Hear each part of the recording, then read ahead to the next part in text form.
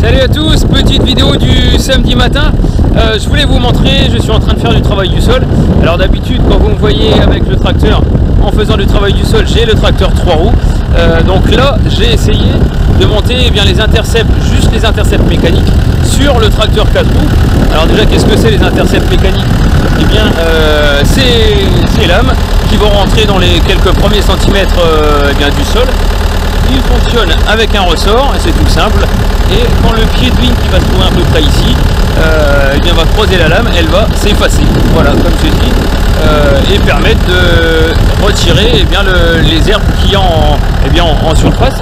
Alors pourquoi on fait du travail du sol en ce moment? Je vais vous montrer, je vais prendre volontairement un rond de vigne qui est assez sale. Il y en a un juste ici, voilà, je vais rentrer un petit peu dans la route. Donc voilà, en fait on a eu la chance qu'il y ait eu un petit peu de pluie, donc ça a réalimenté un petit peu les vignes qui étaient sur le point d'être pas mal en sécheresse. Mais par contre le revers de la médaille, comme on ne met plus d'herbicide, vous voyez toutes ces herbes, alors c'est principalement de l'amarante, et si on les laisse pousser, ça va monter assez rapidement et ça va gêner la prochaine récolte. Donc ce qu'on va faire là, c'est de passer la lame intercept. Donc on va travailler uniquement sous le rond pour retirer ces herbes, et on va laisser la bande au milieu. Alors pourquoi on ne travaille pas la totalité du rond? C'est tout simplement parce que si on travaille nos sols à 3-4 semaines des vendanges, on va relarguer de l'azote, et cet azote va aller directement dans les raisins puisqu'il est assimilable facilement.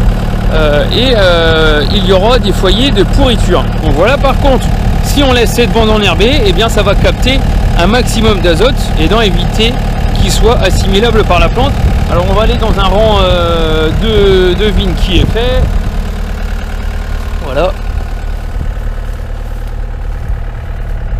Bon, vous le voyez, la bande du milieu elle est intacte, et puis par contre on est venu retirer sous le rang toute cette partie là. Voilà, donc il n'y a plus rien, même là du liseron qui est pas facile à enlever, c'est enlevé quand même. Donc même si c'est juste avec les intercepts mécaniques, d'habitude on prend les intercepts hydrauliques, et là il fonctionne assez bien puisque la terre est un tout petit peu humide, c'est vraiment ça va vraiment très bien. Donc voilà, je voulais vous montrer cette étape là. On est à 3-4 semaines des vendanges, donc on fait le travail du sol mais au minimum, vraiment le minimum. Donc voilà, vous en saurez un peu plus dans les prochaines semaines. D'ici là je vous retrouve demain matin, puisque c'est le second épisode de l'implantation d'une nouvelle parcelle de vigne.